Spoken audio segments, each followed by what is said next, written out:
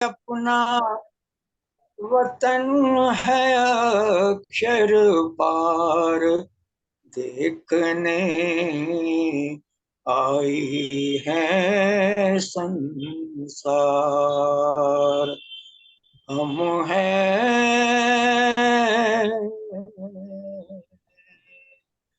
परदेसी, अपना वतन है अक्षर पार देखने आई है संसार।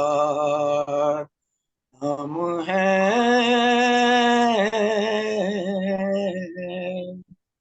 परदेसी। पूर्ण ब्रह्म है प्रेम की राशि, वेद है गहरा बात जरा सी, समझे रूहें खासल खासी हो। हम हैं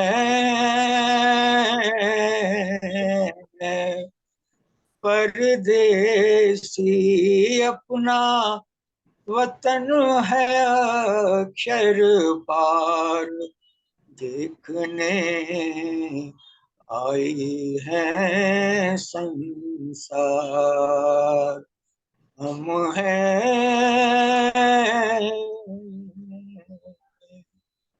परदेसी। झूठ जिमी में लगाए डेरे, लेने आए साहेब मेरे, सहरग से नजदीक है मेरे ओ। हम हैं परदेसी, अपना वतन है अक्षर पार देखने आई है संसार। हम हैं परदेसी। लाख 84 का दुख झेला, नर्तन को फिर नरक में ठेला, पार करे भव प्रेम का मेला। हम हैं परदेसी। लाख 84 का दुख झेला, नर्तन को फिर नरक में ढेला, प्यार करे भव प्रेम का मेला ओ। हम हैं परदेसी, अपना वतन है अक्षर पार देखने आई है संसार। हम हैं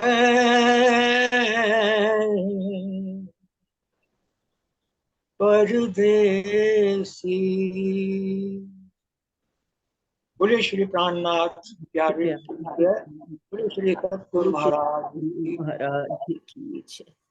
प्रणाम जी सुंदर साथ जी, आपके श्री चरणों में प्रणाम जी। सुभाष जी बहुत ही भावपूर्ण गाते हो आप, बहुत ही मीठा मधुर भाव वाले गाते हो आप। बहुत बहुत बहुत बहुत आपके श्री चरणों में प्रणाम जी।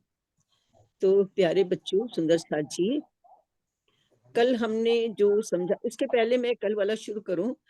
जो हमारे प्रश्न तैयार किए हैं संजीव ने तैयार किए ना प्रश्न बेटा? संजीव, 1 मिनट ओपन हाँ करो। जी, बिल्कुल हाँ हाँ, तैयार है जी, तो तैयार है। बेटा बेटा अपन ना इसको लास्ट में लेंगे प्रश्नों को, क्योंकि हाँ ना जी, फिर ठीक है जी, क्या होगा, उसके डिस्कशन में ज्यादा टाइम निकल जाएगा, तो अपन जो बात कहना ठीक है चाह रहे जी, हैं वो छूट जाएगी। ठीक है? और ठीक है जी। कल के जो प्रश्न जिसने लेने हैं, कौन सुंदर साथ लेगा कल के प्रश्नों के लिए? तो जो भी लेने हैं अच्छे से आज ध्यान से सुनेंगे, क्योंकि आज वाली बात का ही कल आपने प्रश्न लेने हैं, जो फिर कल अपन उसके सुनेंगे, तो एक तरह से छोटा सा रिवीजन हो जाएगा बेटा। तो बच्चों, मैं एक बात आपसे कह रही थी। हमने कल क्या सुना था कि ये क्षर ब्रह्मांड है, 14 लोकों वाला, जो 5 तत्व 3 गुण से बना हुआ है, और जब महाप्रलय आती है तो ये सबका नाश हो जाता है। यहाँ पर जो भी चीज बनती है, चाहे वो जड़ हो, चेतन हो, जितनी भी प्राणी है, सब कुछ, जानवर, मनुष्य, इंसान, सब कुछ जो भी है, वो सब के सब एक दिन समाप्त हो जाने वाले हैं। जो कुछ बनता है वो मिट जाने वाला है। तो ये संसार है, क्षर का ब्रह्मांड है। और उसके बाद हमने पढ़ा था कि अक्षर ब्रह्म कहा, हमने पढ़ा था, क्योंकि हमने तीनों धर्मों का, मतलब चारों धर्मों का एकीकरण करके देखा था कि हर धर्म में यही बात लिखी गई है। जो एक धर्म में लिखी गई है वही दूसरे में, जो हिंदुओं ने लिखा, वही मुस्लिम ने लिखा, वही ईसाइयों ने लिखा, और वही श्री गुरु नानक देव जी ने भी रखा। और ये भी हमने पढ़ा था कि सभी धर्मों में ये भी लिखा कि ईश्वर एक है ना? ये भी हमने कल पढ़ लिया था। अब मैं एक चीज और आप लोगों से पूछूंगी बच्चों, जब आप लोग फॉर्म भरते हो ना, कहीं पर एप्लीकेशन देते हो, तो अपना धर्म क्या लिखते हो? हिंदू धर्म लिखते हो शायद, मैं ठीक कह रही हूँ ना? सब लोग हम क्या लिखते हैं? हिंदू धर्म है हमारा। तो बच्चों, हिंदू धर्म जो है ना, वो बेसिकली वैदिक धर्म है। हमारा धर्म सनातन धर्म है। सनातन का मतलब क्या होता है? अनादिकाल से था, अनादिकाल तक रहेगा। ये ऐसा नहीं कि पहले नहीं था, अब है, आगे नहीं रहेगा, ऐसा नहीं। ये हमारा धर्म सनातन है, अनादिकाल से था, अनादिकाल तक ऐसा कैसा ही रहेगा, क्योंकि ये वैदिक धर्म है। और वेद, मैं अगर गलत नहीं हूं तो हम लोगों में से वेद तो किसी ने पढ़े ही नहीं। पढ़ना तो दूर, हमने उसकी शक्ल भी नहीं देखी होगी, और हमने कईयों ने तो नाम भी नहीं सुना होगा वेद होते क्या है। वेद जो है ना, उनको अपौरुषेय बोला जाता है। अपौरुषेय मतलब किसी इंसान ने नहीं लिखी उनको, उनको ईश्वर ने ही हमारे लिए भेजे हैं। और वेद हर काल में, हर ब्रह्मांड में वेद आते हैं। ये नहीं कि अब वेद आए हुए, जब हमसे पहले वाला ब्रह्मांड था या जो दूसरे ब्रह्मांड है, उन सब में वेद है। तो वेद को हम अखंड मानते हैं, अपौरुषेय मानते हैं। और वेदों में सिर्फ और सिर्फ एक ही पूर्ण ब्रह्म परमात्मा की भक्ति करने के लिए लिखा गया है। मैंने पढ़े हैं वेद बेटा, ऋग्वेद मैंने बहुत अच्छी तरह पढ़ा है। मैं संस्कृत की स्टूडेंट रही हूँ, और वेद मेरे कोर्स में थे, मैंने पढ़े हैं। उन वेदों में पहले तो शक्तियों की पूजा है। ये जितने अपन ने देवी देवता बनाए हैं ना, माफ करना, ये सब शक्तियां हैं। अपन बोलते हैं ना, ये आदि शक्ति है, ये शक्तियां हैं सारी। जैसे अग्नि में शक्ति है, अग्नि को हमने देवता माना। वरुण में, पानी में शक्ति है, प्रलय आ जाती है, देखो आप, विनाश हो जाता है, तो जल को हमने देवता बना दिया, हमने नदियों को देवता बना दिया। जितने भी शक्तियां हैं उन सब की वेदों में स्तुति की गई है, बिल्कुल की गई है। सब शक्तियों की उसमें स्तुति की गई है। लेकिन ईश्वर, पूर्ण ब्रह्म, उत्तम पुरुष, उन्होंने केवल और केवल एक को माना है। इससे उन्होंने क्या कहा? एको ब्रह्म द्वितीयो नास्ति। ब्रह्म केवल एक ही है। लेकिन उस ब्रह्म के विषय में ये तो जान गए थे कि ब्रह्म है और वो एक ही है, लेकिन वो ब्रह्म कहाँ है, कैसा है, ये नहीं जानते कोई भी। ऋषियों मुनियों ने बहुत तप किया उस ब्रह्म को जानने के लिए। ये हमारे धर्म वाले नहीं, पूरे ब्रह्मांड में सिख ईसाई जितने भी ईसाई धर्म वाले थे, उन्होंने भी उस शक्ति को खोजने का प्रयास किया। जो बाहर के लोग थे ना, उनकी बाहरी नेत्र थे, उन्होंने बाहर खोजा, सब जगह खोजा, ईश्वर उनको कहीं नहीं दिखा, तो उन्होंने क्या कह दिया, है ही नहीं। लेकिन हमारे जो ऋषि मुनि थे ना, ये पता क्या है आपको, वैज्ञानिक थे बच्चों, ये साइंटिस्ट थे। आप कभी देखोगे ना हिस्ट्री उठा के, इन हमारे ऋषियों मुनियों ने इतने इतने आविष्कार किए, आज तक हम कभी सोच ही नहीं पाए। जो एरोप्लेन अब बना है ना, ये पुष्पक विमान तो राम के टाइम में ही बन गया था। इतने अनेकों उदाहरण दे सकती हूँ आपको। साइंटिस्ट थे ये लोग, ये जो कुछ करते थे ना उसको बहुत सोच विचार का, बुद्धि बड़ी तेज थी उनकी। तो उन ऋषियों मुनियों ने जब बाहर बहुत खोजा, नहीं मिले, ईश्वर नहीं मिला उनको, ब्रह्म नहीं मिला, तो उन्होंने क्या किया, जाके गुफाओं में, हिमालय की गुफाओं में एकांत जगह पर जाके ना ध्यान लगाना शुरू किया। ध्यान लगाया कि शायद ध्यान लगाने से हमारे अंतर में ईश्वर मिल जाए। अंतर में उनको ये महसूस हो गया कि ईश्वर है, लेकिन वो उसको जान नहीं पाई कि वो कहाँ है, कैसा है, नहीं जान पाई। तो उन्होंने क्या कह दिया, नेति है तो सही, लेकिन हम नहीं जानते कि वो कहाँ है। तो बच्चों, मैं आपको यही बताना चाहती हूँ कि हमारे धर्म में, जो वेदों में ईश्वर के विषय में, जिसके विषय में कहा गया है, जिसको एक कहा गया है, उस एक की बात ही हम करते हैं। हम उसी के लिए कहते हैं वो क्षर में नहीं है, क्योंकि वो ईश्वर कभी ऐसा तो हो नहीं सकता ना कि बनेगा और मिटेगा, ऐसा तो हो ही नहीं सकता। वो तो अनादिकाल तक जैसा है वैसे ही रहेगा। अगर बन के मिट जाने वाला, फिर वो ईश्वर क्या। तो वो ईश्वर इन सब से अलग है, अक्षरातीत है। ये क्षर का ब्रह्मांड है, इसके परे अक्षर है जो इस क्षर के ब्रह्मांड को बनाता है। वो भी हमने कल सीखा था। उसकी कार्यशाला क्या है, वो कहाँ काम करता है, किस प्रक्रिया से काम करता है। जैसे हम काम करते हैं ना, वैसे ही। क्योंकि मनुष्य को ईश्वर ने अपनी प्रतिकृति बना के भेजा है। जैसी हमारी प्रतिकृति ना, ऐसे कैसे ही ईश्वर भी सेम वही प्रक्रिया करता है जो हम करते हैं। जैसे हम लोग भी कोई काम करते हैं, तो पहले हमारी अहम में जाता है, फिर हमारी बुद्धि में जाता है, फिर हमारे चित्त में जाता है, फिर हमारे मन में जाता है, और फिर हम उस काम को करते हैं। सेम यही बात है। अक्षर ब्रह्म जो इन ब्रह्मांडों को बनाते हैं, वो भी पहले अहम में लेते हैं। बोलते तो उसको अहंकार है, पर ये वाला अहंकार नहीं जो हम समझ रहे हैं। यहाँ अहम का मतलब मैं ये काम करने वाला हूं। ये मैं की भावना जब आती है, तो ये इसके लिए तैयार होते कि अब मुझे ब्रह्मांड बनाना है। ये मैं में आता है, फिर उनकी बुद्धि में आता है, योजना बनाते कैसे करना है। फिर उसके बाद चित्त में चला जाता है, उसके बाद मन में आता है। जैसे ही मन में आता है ना, वो एकदम स्वप्न वाली स्थिति में चले जाते हैं।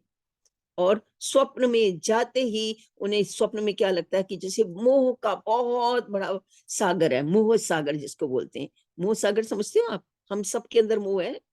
हम अपने बच्चों से, अपने परिवार से, अपने तन से मोह करते हैं। ये सबसे बड़ा सागर है मोह का। अगर ये मोह ना हो तो सारा ब्रह्मांड ही खत्म हो जाए। तो वो मोह सागर में, मतलब एक मोह होता है उनको, और उस मोह सागर में वो अपने आप को एक अंडे के रूप में पाते हैं। अंडे में से वो विस्फोट होता है, उसमें से आदि नारायण की उत्पत्ति होती है। ये हमने कल सीखा ही था। आदि नारायण में से ही ब्रह्मा विष्णु महेश बनते हैं, और उसके बाद पूरी सृष्टि का निर्माण हो जाता है। अब एक बात मैं और कहना चाहूंगी बच्चों, हम लोग देखते हैं अपने चारों तरफ, मंदिर में जाओ कितनी भीड़ होती है। आप कुंभ के मेले में जाओ कितनी भीड़ होती है। आप किसी भी जगह चले जाओ, भीड़ ही भीड़ नजर आएगी आपको। क्या ये सारे के सारे धार्मिक हैं? अपने माथे पर तिलक लगाने से, या आरतियां करने से, या फिर भोग लगाने से क्या हम धार्मिक हो जाते हैं? धर्म क्या है, हम ये जाने। हमारे शास्त्रों में बताया गया है, हिंदू धर्म, या केवल धर्म ही ले लो आप। धर्म जो था, वो जब सृष्टि नहीं बनी थी ना, तब भी धर्म था। जब सृष्टि नहीं रहेगी, धर्म तब भी रहेगा। धर्म हमेशा रहेगा। अब हमारी मनुस्मृति में धर्म के 10 लक्षण बताए गए हैं। जो इन लक्षणों को पालन करता है, जिसमें ये लक्षण है, वो व्यक्ति धार्मिक है। अगर उसमें ये लक्षण नहीं है, तो चाहे जाकर के घंटे घड़ियाल बजा ले, चाहे माथे पे तिलक लगा ले, अलग अलग गेरुए वस्त्र पहनकर सन्यासी बन जाए, कुछ भी कर ले, वो धार्मिक नहीं है। तो हम धर्म के ये 10 लक्षण जानते हैं, ये क्या है। आप लोग भी मुझे बताना, क्या जो लक्षण मैं बता रही हूँ सचमुच ये एक धार्मिक होने की निशानी है? तो हम इन लक्षणों को जानते हैं बच्चों। सबसे पहला लक्षण है धृति। धृति का मतलब होता है धैर्य, पेशेंस। जिसके अंदर धैर्य है, वो धार्मिक है। एक एग्जाम्पल बताती हूँ मैं आपको। भगवान राम की कथा हम सब जानते हैं। भगवान राम को रात को बोला गया आपका सुबह राज्याभिषेक होगा। सुबह उनको कह दिया गया जी राज्याभिषेक तो नहीं होगा, आपको तो 14 साल के लिए वनवास जाना पड़ेगा। जब राज्याभिषेक की बात सुनी राम खुश नहीं हुए। जब 14 साल के वनवास के लिए भेजा तब भी राम दुखी नहीं हुए। तो जो व्यक्ति सुख में, दुख में, कठिनाई में, मुश्किल में, सुख में कभी ना खुश होता है ना कभी दुखी होता है, समभाव से रहता है, चाहे जीवन हो, मृत्यु हो, सुख आए दुख आए, सब बराबर। क्योंकि सुख दुख तो पहिया है ना, चलता रहता है। आज सुख है कल दुख आएगा, दुख है फिर सुख आएगा, ये तो चलता रहता है। तो जो इस सुख दुख में समान रहता है ना, वो है धैर्यशाली, और जो धैर्यशाली है वो धार्मिक है। धर्म का दूसरा लक्षण बताते हैं क्षमा। क्षमा करना सबसे बड़ा धर्म का लक्षण है। किसी बुरे व्यक्ति को तो बुरा तुरंत कह दिया जाता है, लेकिन किसी बुरे को माफ कर देना, क्षमा कर देना, ये सबसे बड़ा धर्म का लक्षण है। आप देखिए, धरती है, धरती हमें अन्न देती है, अनाज देती है, और भी हमें बहुत कुछ देती है धरती, पानी देती है, हम इसी के सहारे तो जीवित हैं। और हम धरती को क्या देते हैं? मलमूत्र। वृक्ष, वृक्ष हमें क्या क्या देते हैं? मीठे मीठे फल देते हैं, लकड़ी देते हैं, सब कुछ देते हैं, लेकिन हम वृक्षों को पत्थर मारते हैं। ईश्वर को हम कितना कोसते रहते हैं। अगर कोई अच्छा हो गया तो खुश हो जाते हैं, और जरा सी तकलीफ आ गई तो क्या कहते हैं? भगवान क्यों किया ऐसा हमारे साथ? अरे तुम कितने बुरे हो, भगवान हमारे साथ ऐसा क्यों किया? भगवान तो नहीं कहता कि बंदे मेरे कारण तो तू जिंदा है। वो तो हमें कुछ नहीं कहते, क्षमा कर देते हैं। तो जो किसी को क्षमा कर देता है वो सबसे बड़ा धार्मिक है। तीसरा धर्म का लक्षण बताया है दमन। दमन का मतलब होता है इंद्रियों का दमन करना, अर्थात इंद्रियों को अपने वश में रखना। ये जो इंद्रियां है ना, सबसे बड़ी दुश्मन है हमारी। इन्हीं के कारण ही मनुष्य गलत काम करता है। आंखें सुंदर से सुंदर वस्तु देखना चाहती हैं, कान मीठी मीठी संगीत सुनना चाहते हैं, वो तेज तेज हम लोग म्यूजिक लगाते, कानों को अच्छा लगता है भाई। हमारी नासिका सुगंध लेना चाहती है, मुख हमारा स्वाद लेना चाहता है, स्वादिष्ट वस्तु मिले। तो जो व्यक्ति अपनी इन इंद्रियों को, इनके वश में नहीं हो जाता, इन इंद्रियों को अपने वश में कर लेता है, जितना ज्यादा, पूरा तो नहीं कर सकते पर जितना किया जा सके, जो इन इंद्रियों को अपने वश में कर लेता है वो धार्मिक है। हमारे वेदों में ये लिखा गया। ये मनुस्मृति का मैं बता रही हूँ आपको, मनुस्मृति जिसके आधार पर आज भी हमारा संविधान बना है बच्चों। मनु एक ऋषि थे और उन्होंने मनुस्मृति लिखी है। उस मनुस्मृति के आधार पर ही हमारा संविधान बना है। आप किसी भी उसमें चले जाइए ना, न्यायालय में, बाहर मनु की मूर्ति लगी हुई होगी। हमारे यहाँ जयपुर में तो लगी हुई है, मैं वहां के नहीं जानती हूँ, गई नहीं हूँ जगह जगह, पर ज्यादातर न्यायालयों में, मतलब कोर्ट्स के बाहर मनु की मूर्ति होती है, क्योंकि हम लोग मनुस्मृति के अनुसार ही अपना हमने कानून बनाए हुए और उसी के अनुसार हम चलते हैं। तो तीसरा मैंने बताया इंद्रियों का दमन करना, जितना जो कर सकता है। चौथा बताया है अस्त्यम। अस्त्यम का मतलब होता है चोरी ना करना। अभी जितनी भी सरकारें आती है ना, क्या बोलती हैं? गरीबी दूर करेंगे, लेकिन गरीबी तो दूर नहीं कर पाते, क्योंकि जो गरीबी दूर करना चाहता है वो, और जिसकी गरीबी दूर की जानी ना, दोनों के दोनों चोर हैं। कोई भी किसी भी तरह से बड़ा, चाहे आप नेता ले लो, छोटे से छोटा ले लो, हम भी जहां मौका पड़ता है छोटी छोटी चीजें, चोरी का मतलब ये नहीं होता उठा लेना, मतलब हम कहाँ गलत काम करने की कोशिश करते हैं। अगर हम टिकट नहीं मिलेगी ना, बाजार से सामान लाएंगे ना, रसीद नहीं है, इतने पैसे कम दे देंगे, चलेगा। मुझे एक बड़ी पुरानी सी घटना याद आ रही है बच्चों, कि एक बार ना एक मैगजीन आती थी हमारे टाइम में, धर्म युग नाम होता था उसका, बड़ी सी मैगजीन होती थी।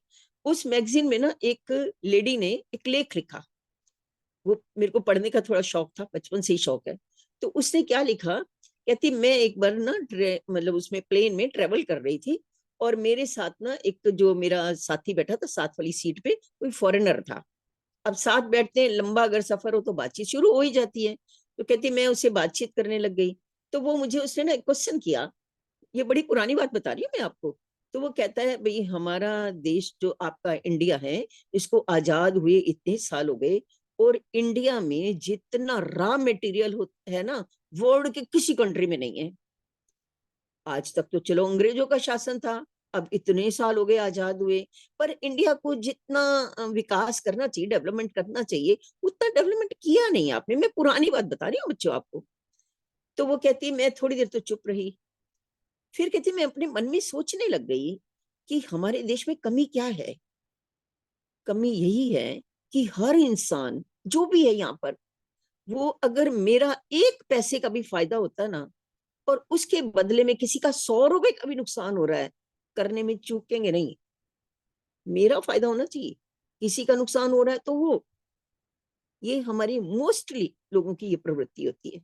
देश को भी ताक पे रखने में नहीं चूकते। अगर देश का भी हम मतलब बसों में सफर करते हैं, अगर वो टिकट वाला कह देना कि भाई ये तुम ठीक है यहाँ से यहाँ उतरना ना, 5 रुपए दे देना, टिकट विकट लेने की जरूरत नहीं, कहते कोई बात नहीं, क्या फर्क पड़ता है। तो हम लोग ये चोरी ना करना, ये भी एक धर्म का लक्षण है। अगला लक्षण बताया इन्होंने, शौच। शौच का मतलब होता है वैसे पवित्रता। हम अपने शरीर की तो पवित्रता बहुत कर लेते हैं, नहाते धोते हैं सब सारा दिन, अच्छे से उसकी मेंटेन कर लेते हैं, लेकिन ये शरीर को शुद्ध रखने से कुछ नहीं होगा। मन को शुद्ध करना है, हृदय को शुद्ध करना है। हृदय को शुद्ध करने के लिए मन में विचार अच्छे आने चाहिए। अच्छे विचार आएंगे तब शरीर की शुद्धि से कोई फायदा नहीं है। हाँ, शरीर की शुद्धि तो करनी चाहिए, रोग नहीं होते उससे, ये तो हम सब जानते हैं, लेकिन मन को भी शुद्ध करना, किसी के लिए भी बुरे विचार ना लाना, ये है मन की पवित्रता। हम अपने लिए तो नहीं, सबके लिए भी अच्छा सोचें, चाहे कोई भी है। तो ये है मन की पवित्रता, और ये भी है एक धर्म का लक्षण। उसके बाद उन्होंने बताया है, एक मैं छोटा सा ना, बुल्ले शाह का भी मुझे वो याद आ रही है, एक छोटी सी गजल है। वो कहते हैं चाहे तुम गंगा में जाके 100 बार नहा लो, चाहे जाकर के तुम क्या नाम है गंगा में नहा लो 100 बार, चाहे तुम कितने भी क्या नाम है अच्छे अच्छे कपड़े पहन लो, लेकिन कुछ नहीं होने वाला। क्या लिखा उसने, गंगा गए गल मुकदी नहीं, मक्का गए गल मुकदी नहीं, चाहे 100 जुम्मे पढ़ाइए, चाहे 100 डुबकी लगाइए। आगे उन्होंने एक ये भी कहा है कि कितने भी कर्म कांड कर लो, लेकिन मन उससे पवित्र नहीं होता।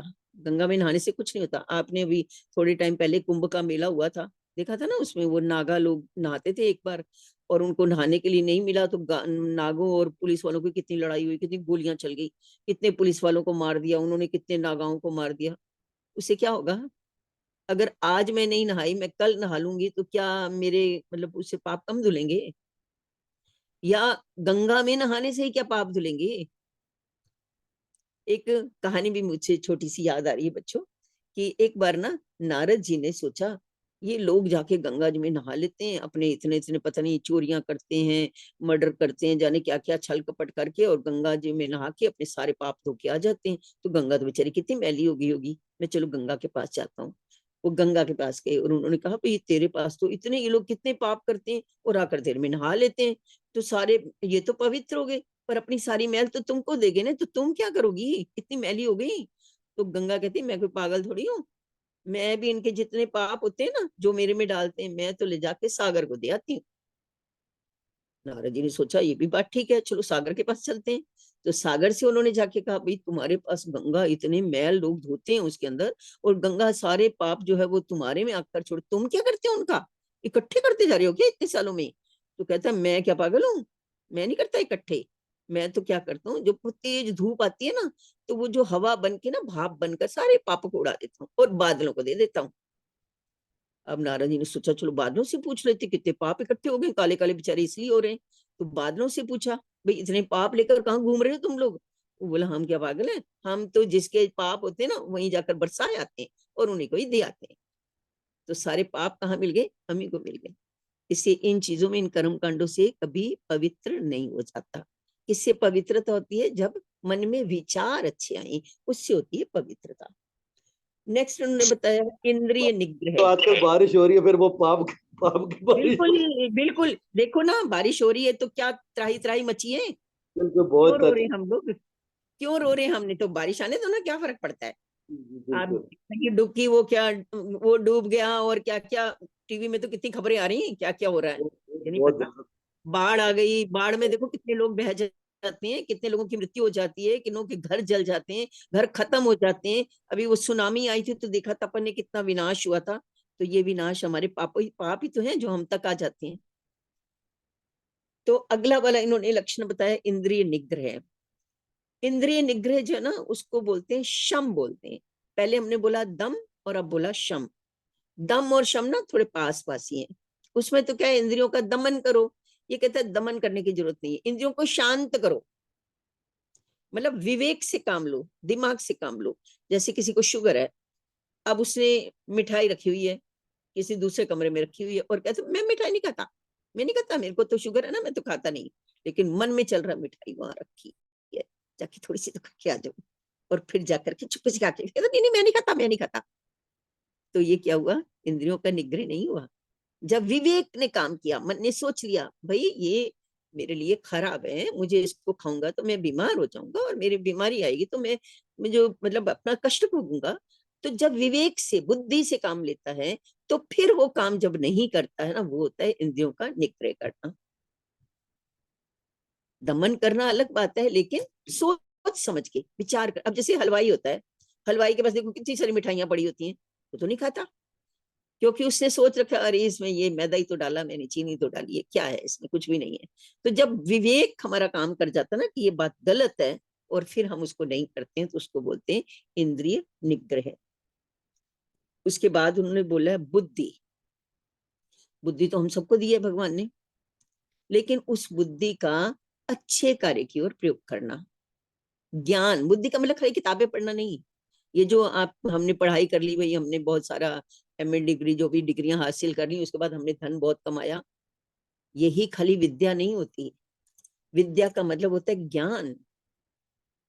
ज्ञान प्राप्त करना, और सत्य और असत्य की पहचान आ जाए जब हमको, जब हम सच और झूठ को जानने लग जाएं। जब विद्या आती, ज्ञान आता है ना, तो बुद्धि हमारी विकसित होती है। छोटा बच्चा होता है, उसमें इतनी समझ नहीं होती, जब जैसे जैसे बड़ा होता जाता है कैसे समझ आ जाती है, क्योंकि उसने विद्या ग्रहण की। और पढ़ करके नहीं ली जाती विद्या, विद्या हम अनुभवों से भी लेते हैं। हम और भी कई चीजों से बहुत कुछ सीखते हैं। तो ये जो ज्ञान आ जाए ना, ये जो बुद्धि हमारी विकसित हो जाए ना, वो होती है धर्म का एक लक्षण, जिसमें आप सत्य और असत्य को पहचानने की हमारी बुद्धि आ जाए। ठीक है। उसके बाद अगला लक्षण इन्होंने बताया है, विद्या हो गया, सत्य। सत्य तो सबसे बड़ा धर्म का लक्षण है। कबीरदासी कहते हैं, सांच बराबर तप नहीं, झूठ बराबर पाप। और हम क्या कहते हैं भाई, आजकल के समय में सच बोल के तो गुजारा नहीं होता, झूठ तो बोलना ही पड़ता है। लेकिन एक बात भी, ये कड़वी सच है, सच बोलने में पहली बार बहुत कठिनाई होती है, और फिर अगर झूठ बोल दिया तो 100 झूठ बोलने पड़ते हैं उस एक सच को छुपाने के लिए। सच बोलने पहली बार कठिन होती, बात है बड़ा आराम ही आराम है। मेरे पिताजी बोलते थे, पहली बार ही तो कष्ट होगा, कोई डांट ही तो देगा सच बोलोगे तो। पहली बार डांट सुन लेंगे, उसके बाद तो कोई दिक्कत नहीं है ना। और अगर पहली बार डांट से बचने के लिए या फिर कुछ करने के लिए हमने झूठ बोल दिया, फिर अनेकों झूठ बोलने पड़ेंगे उस झूठ को दबाने के लिए, दबाने के लिए, दबाने के लिए। तो सच बोलना भी धर्म का एक लक्षण है। और लास्ट इसने लक्षण बताया, क्रोध ना करना। क्रोध हमारा सबसे बड़ा दुश्मन है। जितने भी विनाश हो रहे ना, कारण क्या है? क्रोध। कंट्रोल ही नहीं कर पाते अपने आप को, इतना गुस्सा आ जाता है, वश में चले तो तोड़ फोड़ कर डालें। जब क्रोध आए तो थोड़ा सा सोचें कि ये जो कुछ भी कार्य हो रहा है, कारण क्या था, ये क्यों हुआ ऐसा। यदि हम उस कारण को ढूंढेंगे, विचार करेंगे थोड़ी सी देर, तो थोड़ी सी देर भी शांत रहेंगे ना, बुद्धि की तरफ सोचने लगेंगे, तो क्रोध धीरे धीरे खुद ही शांत हो जाएगा। तो ये धर्म के, हमारे वेदों में, हमारे शास्त्रों में 10 लक्षण बताए गए हैं। जो इन लक्षणों को फॉलो करता है, जो इन लक्षणों पर पूरा पूरा तो कोई भी नहीं चलता, लेकिन जो जो थोड़ा थोड़ा भी चलने का प्रयास करता है, वो धार्मिक है। चाहे वो मंदिर जाता है या नहीं जाता, चाहे वो घंटे घड़ियाल बजाता है या नहीं बजाता, चाहे व्रत उपवास करता है या नहीं करता, कुछ फर्क नहीं पड़ता। और अगर हमने व्रत उपवास भी किए, घंटे घड़ियाल भी बजाए, सब कुछ मंदिर में भी गए, और हमने सारे गलत काम किए, झूठ बोला, क्रोध किया, चोरी की, सब कुछ किया, तो क्या हम धार्मिक हैं? हम धार्मिक नहीं है। इसलिए धार्मिक वो है जो इन लक्षणों को फॉलो करता है। और दूसरी बात हमने क्या जानी कि हमारा धर्म क्या है? वैदिक धर्म है। हमने वेदों के अनुसार बताए हुए मार्ग पर चलना है। और वेदों में क्या कहा गया है? एको ब्रह्म द्वितीयो नास्ति। उस एक ब्रह्म की हमने खोज करनी है, जो ब्रह्म आज तक ऋषियों मुनियों को नहीं मिला। वो ब्रह्म राज्य की कृपा से, धामधनी की मेहर से, ये तारतम ज्ञान के द्वारा हमने जाना कि वो पूर्ण ब्रह्म परमात्मा, जिसको आज तक दुनिया खोज रही थी, उस अक्षरादि की बात हम करते हैं। तो बच्चों, इसको आज हम यही खत्म करते हैं। राजी